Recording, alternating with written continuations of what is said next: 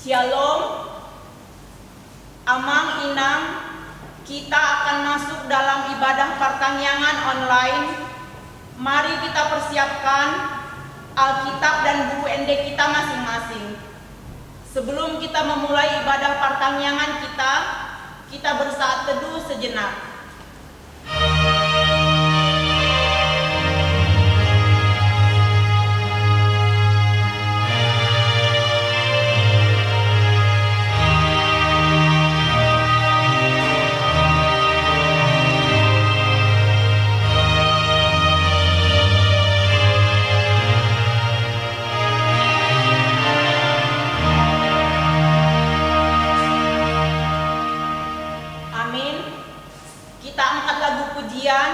Kita bernyanyi dari buku ND nomor 17 ayat 1 dan 3.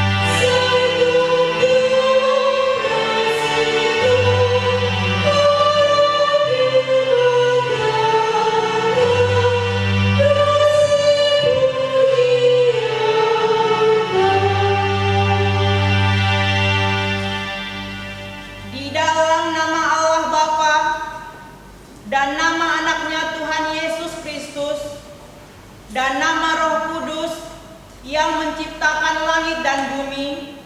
Amin. Bergembiralah karena Tuhan, maka Ia akan memberikan kepadamu apa yang diinginkan hatimu. Serahkanlah hidupmu kepada Tuhan dan percayalah kepadanya, dan Ia akan bertindak. Berdiam dirilah di hadapan Tuhan dan nantikanlah Dia. Percayalah kepada Tuhan dan lakukanlah yang baik, sebab Tuhan mencintai hukum dan Ia tidak meninggalkan orang-orang yang dikasihinya. Haleluya. Kita berdoa. Ya Tuhan Allah Bapa kami, bimbing dan kuatkanlah kami dengan Roh-Mu, agar kami mendengar dan menerima firman-Mu. Teguhkanlah firman-Mu di dalam hati kami, supaya kami menjadi baru dan kudus. Tolonglah kami, agar kami semakin percaya kepada anak-Mu Tuhan Yesus Kristus, dan memperoleh hidup yang kekal. Amin. Kita angkat lagu pujian, kita bernyanyi dari buku ND nomor 655 ayat 1. Yesus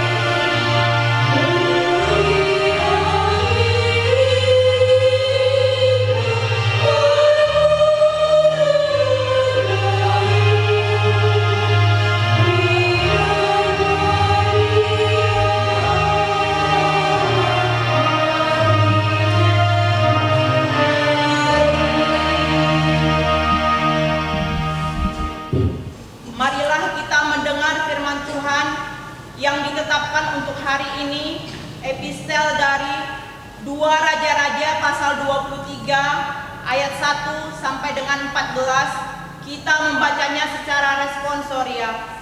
Beginilah firman Tuhan. Sesudah itu, Raja menyuruh orang mengumpulkan semua tua-tua Yehuda dan Yerusalem. Kemudian pergilah Raja ke rumah Tuhan, dan bersama-sama dia semua orang Yehuda dan semua penduduk Yerusalem, para imam, para nabi, dan seluruh orang awam, dari yang kecil sampai yang besar. Dengan didengar mereka, ia membacakan segala perkataan dari kitab perjanjian yang ditemukan di rumah Tuhan itu. Sesudah itu, berdirilah Raja dekat tiang, dan diadakannya perjanjian di hadapan Tuhan untuk hidup dengan mengikuti Tuhan dan tetap menuruti perintah-perintahnya, peraturan-peraturannya, dan ketetapan-ketetapannya dengan segenap hati dan dengan segenap jiwa, dan untuk menepati perkataan perjanjian yang tertulis dalam kitab itu, dan seluruh rakyat turut mendukung perjanjian itu. Raja memberi perintah kepada imam besar Hilkiah dan kepada para imam tingkat 2 dan kepada para penjaga pintu untuk mengeluarkan dari bait Tuhan segala perkakas yang telah dibuat untuk Baal dan Asyera dan untuk segala tentara langit. Lalu dibakarnya semua itu di luar kota Yerusalem di padang-padang Kidron, dan diangkutnyalah apinya ke Betel. Ia memberhentikan para imam dewa asing yang telah diangkat oleh raja-raja Yehuda untuk membakar korban di bukit pengorbanan di kota-kota Yehuda dan di sekitar Yerusalem. Juga orang-orang yang membakar korban untuk Baal, untuk dewa matahari, untuk dewa bulan, untuk rasi-rasi bintang, dan untuk segenap tentara langit. Dibawanya lah tiang-tiang berhala dari rumah Tuhan keluar kota Yerusalem ke sungai Kidron, lalu dibakarnya di situ dan ditumbuknya halus-halus menjadi abu. Kemudian dicampakkannya lah abunya ke atas kuburan rakyat jelata. Ia merobohkan petak-petak pelacuran bakti yang ada di rumah Tuhan, tempat orang-orang perempuan bertenun sarung untuk Asyera. Disuruhnya lah datang semua imam dari kota Yehuda, lalu dia menajiskan bukit-bukit pengorbanan, tempat para imam itu membakar korban, dari Gebas sampai Mesjeba. Dirobohkannya pula bukit-bukit pengorbanan di pintu-pintu gerbang yang ada dekat lubang pintu gerbang Yosua, penguasa kota itu, yang ada pada sebelah kiri kalau orang masuki pintu gerbang kota itu. Tetapi para imam bukit-bukit pengorbanan itu tidak boleh naik ke mezbah Tuhan di Yerusalem. Hanya mereka boleh memakan roti yang tidak beragi di tengah-tengah saudara-saudara mereka. Ia menajiskan juga profet yang ada di lembah Ben-Hinnom, supaya jangan orang mempersembahkan anak-anaknya sebagai korban dalam api untuk dewa Molok. Dibuangnyalah kuda-kuda yang ditaruh oleh raja-raja Yehuda untuk dewa matahari di pintu masuk ke rumah Tuhan, dekat bilik Natan Melek, pegawai istana yang tinggal di gedung samping. Juga kereta-kereta dewa matahari dibakarnya dengan api. Mesbah-mesbah yang ada di atas Son, tempat peraninan Ahaz, yang dibuat oleh raja-raja Yehuda, dan mesbah-mesbah yang dibuat Manase di kedua pelataran rumah Tuhan, dirobohkan oleh raja dan dirobohkan di sana, lalu dicampakkannya abunya ke sungai Kidron.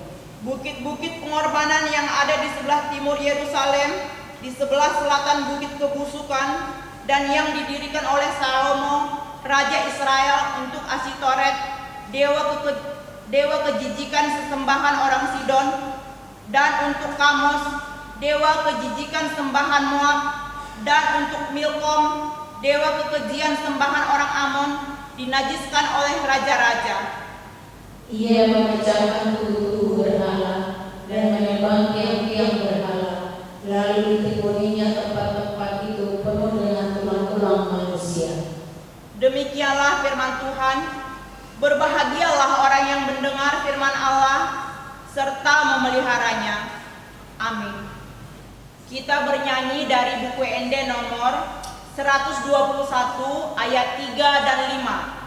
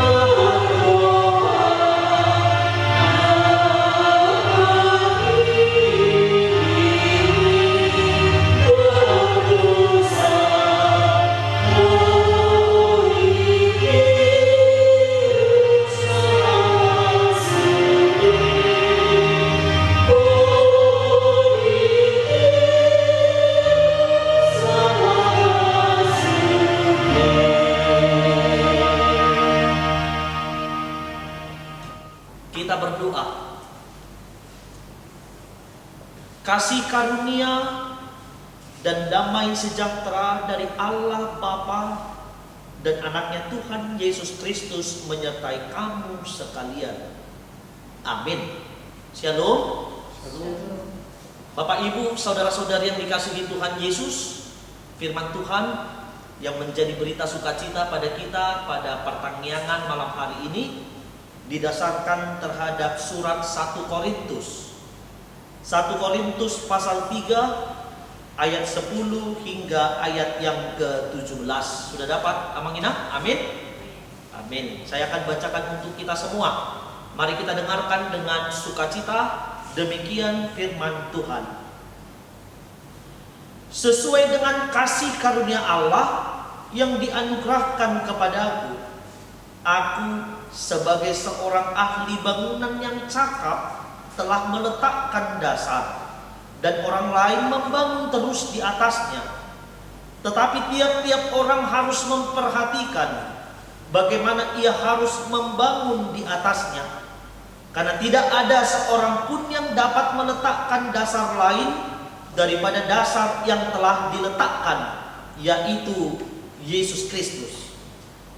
Entahkah orang membangun di atas dasar ini dengan emas, perak, batu permata, kayu, rumput kering atau jerami, sekali kelak pekerjaan masing-masing orang akan nampak, karena hari Tuhan akan menyatakannya. Sebab ia akan nampak dengan api, dan bagaimana pekerjaan masing-masing orang akan diuji oleh api itu. Jika pekerjaan yang dibangun seseorang tahan uji, ia akan mendapat upah. Jika pekerjaannya terbakar, ia akan menderita kerugian. Tetapi ia sendiri akan diselamatkan, tetapi seperti dari dalam api. Tidak tahukah kamu bahwa kamu adalah bait Allah, dan bahwa roh Allah diam di dalam kamu? Jika ada orang yang membinasakan bait Allah, maka Allah akan membinasakan dia. Sebab bait Allah adalah kudus, dan bait Allah itu ialah kamu. Demikian firman Tuhan. Bapak, Ibu, saudara-saudari yang dikasihi Tuhan Yesus, surat Paulus yang pertama kepada jemaat di Korintus ditulis untuk membahas persoalan-persoalan yang timbul di dalam jemaat. Jadi surat ini dituliskan dan dikirimkan kepada jemaat di Korintus untuk membahas segala persoalan-persoalan yang timbul di dalam jemaat, persoalan yang berkaitan dengan kehidupan dan persoalan yang berkaitan dengan kepercayaan jemaat. Oleh sebab itulah Bang Inang, jika kita mengkilas balik kenapa jemaat Korintus sangat rentan dengan berbagai persoalan-persoalan, kenapa jemaat Korintus sangat kental dengan persoalan-persoalan, maka mari kita lihat apa sebenarnya dan di mana sebenarnya kota Korintus itu. Kota Korintus adalah pusat perdagangan. Kota Korintus adalah pusat perdagangan. Mungkin kita tahu ya Bang Inang ya, kalau dikatakan pusat perdagangan, kota besar, kota pusat perdagangan, maka semua dari segala penjuru akan datang. Dari segala penjuru akan datang, membawa segala hal yang bisa mereka jual atau hal yang bisa mereka beli. Baik itu dari dalam kota maupun dari luar kota maupun dari luar bangsa yang ada di daerah Korintus pada saat itu. Dan inilah yang menjadi sumber permasalahan. Kenapa? Karena ketika mereka datang ke kota Korintus, mereka membawa kebiasaan-kebiasaan mereka sendiri. Dan mereka memperlihatkan bagaimana kehidupan-kehidupan yang barbar. Dan itulah yang dicontoh oleh jemaat-jemaat Korintus pada saat itu. Dan bukan hanya terkait tentang kehidupan, tetapi terkait tentang spiritualitas, kepercayaan, iman orang-orang Korintus pada saat itu semakin rendah dan semakin lemah. Padahal banyak pada saat itu agama-agama, kepercayaan-kepercayaan yang timbul di kota Korintus. Tetapi itu tidak membuat moralitas mereka semakin baik, melainkan moralitas mereka semakin rendah. Termasuk juga kehidupan jemaat Kristen di Korintus, Abang Inang. Itulah sebabnya Paulus menyoroti persoalan-persoalan itu. Dan Paulus digerakkan oleh rasa cinta dan kasih mengirimkan surat-surat penggembalaan untuk menggembalakan jemaat-jemaat Korintus agar mereka bertahan di dalam iman, agar mereka bertobat, agar mereka semakin teguh percaya kepada Yesus. Oleh sebab itu, jika kita baca ayat 10 sampai ayat 15, di situ terdengar Paulus menegur dengan menggunakan gaya bahasa perumpamaan. Paulus orang yang cerdas. Dia tidak blak-blak-blak. Kalau menegur seseorang dia tidak dengan kalimat yang kasar, tapi dia sering menggunakan perumpamaan. Mari kita lihat perumpamaan apa yang dipakai oleh Paulus pada saat itu. Paulus dan Apolos mengibaratkan dirinya sebagai pekerja bangunan. Pekerja bangunan. Entah itu sebagai arsitektur atau itu sebagai kuli, tapi yang pasti firman Tuhan pada saat ini menjelaskan kepada kita, Paulus mengibaratkan dirinya sebagai pekerja bangunan. Paulus mengibaratkan dirinya sebagai ahli bangunan yang profesional, yang telah meletakkan dasar bangunan di atas dasar yang kuat. Bisa kita bayangkan, jika ada bangunan, kita mendirikan sebuah rumah, jika pondasinya tidak kuat, maka bisa rubuh rumah itu. Dan Paulus mengibaratkan dirinya, menggambarkan dirinya sebagai seorang ahli bangunan yang profesional. Dan dia mengatakan bahwa dia telah mendirikan jemaat, mendirikan pengajaran itu atas dasar yang benar. Siapa itu? Yesus Kristus. Jadi pengajaran yang benar hanya berpusat kepada Yesus Kristus. Pengajaran yang benar harus berpusat kepada Yesus Kristus. Dan Paulus juga mengajarkan jemaat Korintus bahwa tidak semua hal harus kita yang mengerjakan dari awal hingga akhir. Ini satu teladan yang diajarkan oleh Paulus kepada kita. Paulus mengajarkan jemaat Korintus bahwa tidak semua hal harus kita yang mengerjakan dari awal sampai berakhir rencana itu. Ada kalanya kita yang memulai suatu program, namun orang lain yang melanjutkan, bahkan program itu bisa selesai dan rampung. Dan Paulus mengajarkan itu kepada kita.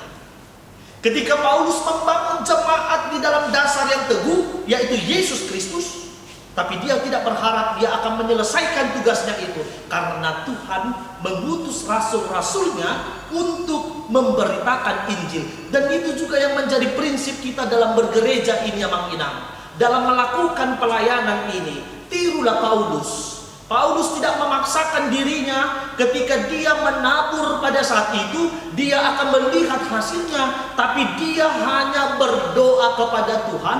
Dia mengerjakan itu atas dasar cinta dan kasih dan ketaatan kepada Tuhan. Maka Tuhan yang menumbuhkan, Tuhan yang membuat pertumbuhan itu. Begitu juga dengan kita, Mang Inang. Terkhusus dalam kegiatan atau dalam program gereja. Mungkin banyak gereja yang kita lihat, mungkin seorang pendeta merencanakan ada sebuah pembangunan dan digagas dari dia sendiri, dari seorang pendeta itu. Tapi Paulus mengajarkan kita tidak menjadi keharusan dia yang menyelesaikan dan merampungkan program atau pekerjaan itu.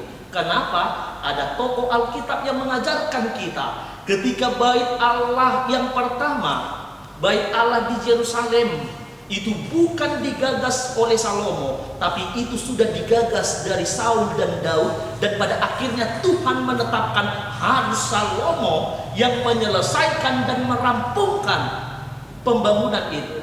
Oleh sebab itu kita juga mengenal, tapi jangan membuat semangat kita surut. Terus berdoa kepada Tuhan. Dasarkan itu semua atas dasar Yesus Kristus. Karena Yesus akan menolong kita. Amin. Karena Yesus akan menolong kita, Yesus akan membantu kita. Dasarkan semuanya di dasar yang benar. Siapa itu? Yesus Kristus. Dan Paulus juga mengajarkan jemaat Korintus agar membangun di dasar bangunan yang kokoh. Maka Paulus menggambarkan dengan umpama, bangunlah dengan emas, perak, batu permata, kayu, rumput kering dan jerami. Loh, tiba-tiba kita berpikir, apa hubungan pembangunan dengan emas, perak, batu permata, kayu, rumput kering dan jerami? Dari gambaran itu bisa kita lihat, Amang Inang, ternyata ada pembagian dalam dua kelompok. Kelompok pertama adalah bahan yang tidak terbakar. Apa itu? Emas, perak, dan batu permata. Ini ketiga partikel yang tahan uji. Dan kelompok yang kedua yang digambarkan oleh Paulus di sini, ada kayu, ada rumput kering, dan ada jerami. Ini partikel yang tidak tahan uji. Jika api mendekat, maka habislah semuanya. Maka kita bisa lihat, perumpamaan ini bukan terkait tentang struktur pembangunan, tetapi perumpamaan ini menggambarkan tentang bagaimana kita membangun kehidupan kita, Mang Inang. Bagaimana kita membangun kehidupan kita membangun kehidupan spiritualitas kita. Jika dasar iman kita kokoh dalam Yesus Kristus, maka kita adalah pribadi yang tahan uji. Jika kita mendasarkan dalam dasar Yesus Kristus, maka kita tidak akan tergoyahkan oleh apapun. Tetapi sebaliknya, jika kita tidak tahan uji, maka kita akan gampang terbakar. Maka apa yang sudah kita bangun selama kita hidup akan runtuh, dilahap oleh api. Maka hidupmu akan sia-sia. Oleh sebab itu, Mang Inang, pastikan kehidupanmu didasarkan atas apa? Apakah didasarkan terhadap Yesus Kristus kah? Atau didasarkan terhadap hal yang sia-sia? Oleh sebab itu Mang Inang, kemudian khotbah hari ini menghantar kita di ayat 16 sampai ayat 17. Ini khotbah penutup kita. Mari kita baca bersama-sama ayat 16 dan ayat 17. Kita baca bersama, 2, 3 ya. Tidak tahukah kamu bahwa kamu adalah bait Allah dan bahwa roh Allah diam di dalam kamu? Jika ada orang yang membinasakan bait Allah, maka Allah akan membinasakan dia. Sebab bait Allah adalah kudus dan bait Allah itu adalah kamu. Ini luar biasa khotbah. Ini luar biasa firman Tuhan yang mengingatkan kita bahwa kita adalah bait Allah. Di sini bukan sifatnya yang jamak, tapi sifatnya adalah perorangan, personal, pribadi lepas pribadi. Tubuhmu adalah bait Allah. Jika siapa yang membinasakan bait Allah, maka Allah akan membinasakan dia. Ini luar biasa Mang Inang. Sebab bait Allah adalah kudus dan bait Allah itu adalah kamu. Maka ada yang menafsirkan nats ini, sebagian orang mengartikan ayat ini agar manusia itu menjaga kesehatannya. Agar manusia menjaga kesehatan. Memang benar ini kalau disesuaikan dengan konteks Alkitab ini. Agar manusia menjaga kesehatannya. Jangan merokok, jangan mabuk-mabukan, jaga pola makan, jaga pola tidur, jaga pola hidupmu. Jika kamu tahu itu akan membawa kehancuran dalam hidupmu, stop. Jika kamu tahu itu tidak baik untuk kesehatanmu, stop. Itu penafsiran yang satu. Tapi firman ini bukan hanya berkaitan tentang kekudusan jasmani, tapi ini juga berkaitan dengan kekudusan spiritual, rohmu. Bagaimana rohmu adalah kudus di hadapan Allah. Rohmu berharga bagi Allah. Jaga itu agar tidak dirampas oleh si jahat. Oleh sebab itu Mang Inang, jika khotbah ini menanyakan kepada kita, apakah rohmu sudah engkau beri makan? Apakah rohmu sudah engkau beri makan? Pertanyakan dalam hidupmu, Pak Pendeta, bagaimana saya bisa memberikan makan rohku? Datang ke gereja, dengarkan khotbah ini, ya, Abang Inang ya. Cara kita memberikan makan roh kita hanya ada 2 cara. Yang pertama, dengarkan firman Allah, dan yang kedua, terima sakramen kudus. Terima sakramen kudus. Dengarkan firman Allah sebagai makanan rohanimu. Dan yang kedua, terima sakramen kudus yang dianugerahkan Allah di dalam kehidupanmu.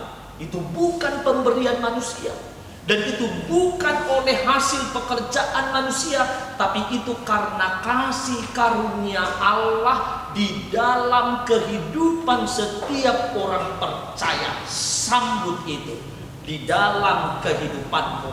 Terima itu di dalam kehidupanmu. Reformasi spiritualitasmu. Itu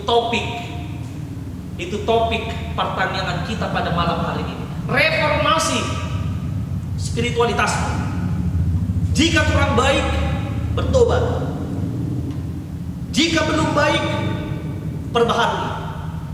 Jika belum benar, datang kepada Tuhan, mohon ampun.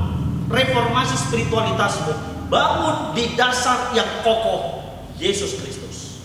Dan jangan bangun di dasar yang bisa dimakan oleh api, tapi bangunlah di dasar yang kokoh, Yesus Kristus, yang datang ke dunia ini memberikan kasih-Nya bagi setiap orang yang percaya. Kiranya firman ini meneguhkan Amang dan Inang dan saudara-saudari yang dikasihi Tuhan Yesus, sehingga kita menjadi pewaris kerajaan Allah. Amin. Kita berdoa. Terima kasih Tuhan karena firman-Mu mengingatkan kami agar kami hidup di dalam kebenaran-Mu. Firman-Mu juga mengajarkan kami agar kami mereformasi spiritualitas kami, iman kami, kepercayaan kami. Sehingga kami membangun itu semua di dasar bangunan yang kokoh, yaitu Yesus Kristus. Ajar kami ya Tuhan, agar kami memahami itu di dalam kehidupan kami. Terima kasih atas firman-Mu yang memberkati kami. Dan biarlah ini kami simpan sebagai harta yang berharga di dalam kehidupan kami. Dan jangan biarkan si jahat merampas harta itu, sebab harta itu adalah kepunyaan kami karena kasih dan anugerah-Mu. Ampuni kami Tuhan dari segala dosa dan pelanggaran kami, agar kami layak menerima berkat-Mu. Di dalam Kristus Yesus kami berdoa dan mengucapkan syukur. Amin. Amang Inang, kita sambut firman Tuhan. Kita bernyanyi dari buku WD nomor 622 ayat 1. Doa syafaat dipandu oleh Inang Bible Pro Boru Sinaga.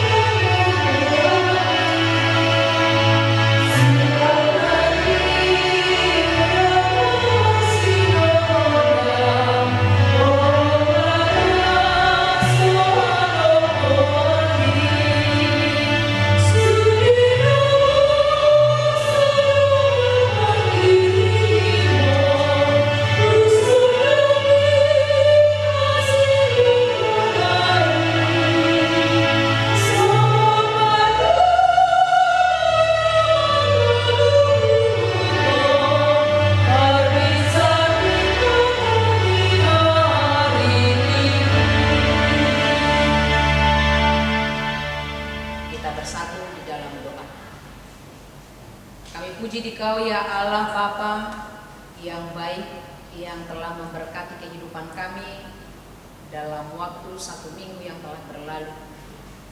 Engkau sungguh luar biasa memelihara hidup kami, memberikan segala apa yang kami perlukan, memberikan sukacita terlebih kekuatan di dalam kami melakukan segala aktivitas pekerjaan yang telah Tuhan berikan bagi kami. Kiranya apa yang telah kami lakukan, apa yang kami kerjakan, boleh Tuhan pakai mendatangkan sukacita bagi hidup kami, bagi keluarga kami. Terima kasih Bapa di surga yang telah menerangi hati dan pikiran kami melalui firman-Mu yang disampaikan oleh hamba-Mu. Engkau mengingatkan kami bahwa Tuhan adalah dasar hidup kami. Engkau adalah benteng pertahanan kami. Engkau adalah Tuhan yang melindungi dan menaungi kehidupan kami. Ajar kami Tuhan untuk selalu setia kepada-Mu di dalam kehidupan kami, di dalam kami menjalani segala persoalan yang ada. Tuhan tolong kami agar kami tidak lari dari dasar hidup kami. Biarlah dari segala persoalan yang ada, kami datang ke hadirat-Mu, memohon pertolongan-Mu, memohon anugerah-Mu, agar kami dapat memenangkan setiap perkara yang ada di dalam kehidupan kami. Kami memenangkannya bersama Tuhan di dalam iman kami. Bapa di dalam surga, kami mau berdoa untuk gereja-Mu HKBP Kirap Remaja, mulai dari jemaat anak sekolah minggu, remaja, pemuda, orang tua, dan lansia. Biarlah Engkau Tuhan yang menjadi sumber sukacita, sumber kekuatan dan pengharapan di dalam kehidupan kami. Engkau melihat setiap hati kami Bapa. Engkau mengetahui apa yang kami pikirkan, apa yang kami rancang di dalam kehidupan kami. Kami serahkan seluruhnya ke dalam tangan pengasihan-Mu. Biarlah kehendak-Mu yang terjadi di dalam kehidupan kami, dan ajar kami untuk selalu bersyukur atas pemberian-Mu di dalam kehidupan kami. Berkati gereja-Mu agar menjadi sukacita bagi sekitar kami. Kami juga mau berdoa bagi para hamba-Mu majelis yang telah memberikan diri untuk melayani Tuhan. Biarlah semakin sungguh-sungguh kami menunjukkan hati yang mau melayani Tuhan, memberikan waktu, pikiran, tenaga, seluruh kehidupan kami agar nama-Mu dimuliakan. Dan para hamba-Mu, Bapak Pendeta juga kami serahkan ke dalam tangan pengasihan-Mu. Biarlah hikmat yang daripadamu Engkau curahkan bagi hamba-Mu, terutama Amang Pendeta Resort, Amang Pendeta Anwar Nababan, sebagai pemimpin di tengah-tengah gereja-Mu Resort Kirap Remaja. Biarlah hamba-Mu ini Engkau pakai semakin luar biasa menuntun gereja-Mu, menuntun jemaat-Mu untuk hidup di dalam kebenaran kasih-Mu. Kami juga mau berdoa untuk negara kami, bahkan untuk dunia ini. Di dalam segala persoalan yang ada, kami sering tidak mampu menjangkau, memikirkan hal yang terjadi di tengah-tengah dunia ini, terlebih di negara kami, negara Indonesia. Tapi kami datang ke hadirat-Mu Bapa, menyerahkan semuanya ke dalam tangan pengasihan-Mu, karena di dalam keterbatasan kami, semuanya mungkin bagi-Mu Bapa. Kami percaya atas kuasa-Mu.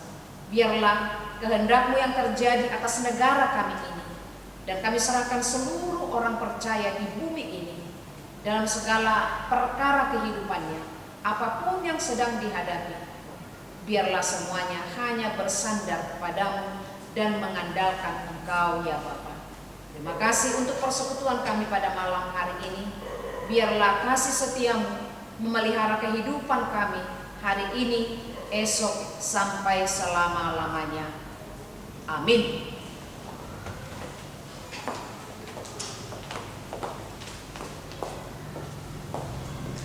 Amang Inang, kita bernyanyi dari buku Wende nomor 453 ayat 3 sambil mengumpulkan persembahan.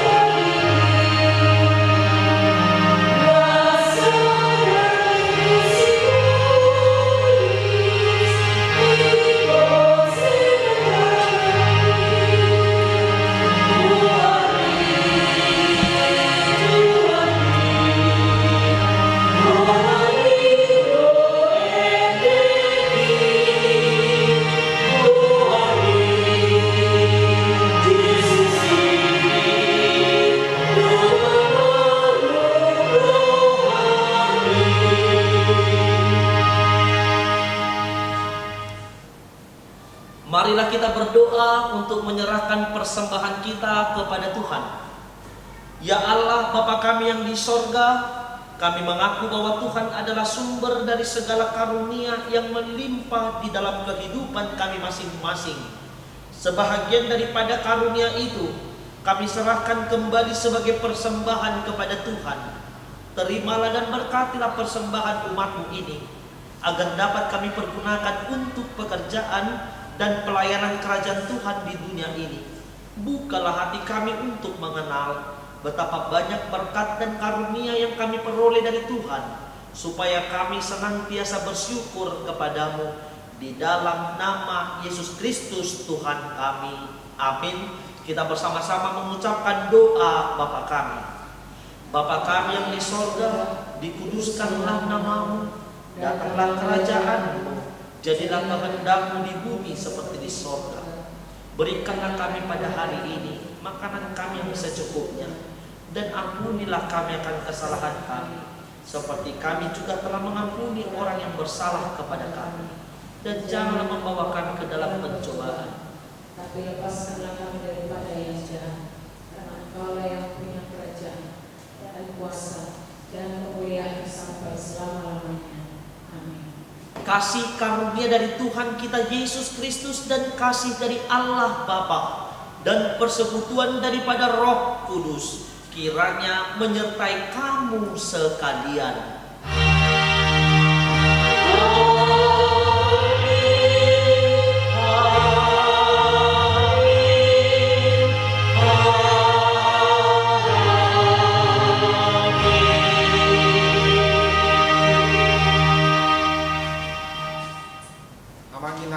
Yang mengikuti ibadah pertangyangan online pada malam hari ini, ibadah kita sudah selesai. Kiranya firman Tuhan yang kita dengarkan tadi menjadi kekuatan baru dalam kehidupan kita. Di sini kami dari Gereja Pendeta Bible Pro dan Sintua beserta seluruh pelayan yang melayani di ibadah pertangyangan online pada malam hari ini menyampaikan salam kami kepada Amang Inang yang dikasihi Tuhan Yesus Kristus. Terimalah salam kami dengan penuh sukacita. Hiduplah di dalam pembaharuan iman. Selamat malam, Tuhan Yesus memberkati. Horas.